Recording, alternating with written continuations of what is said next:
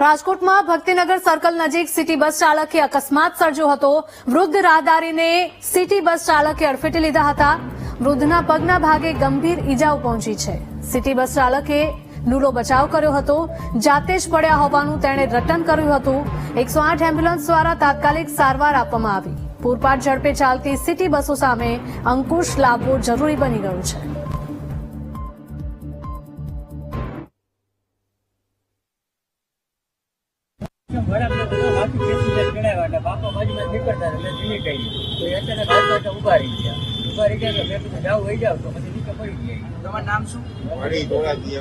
શું નામ તમારું?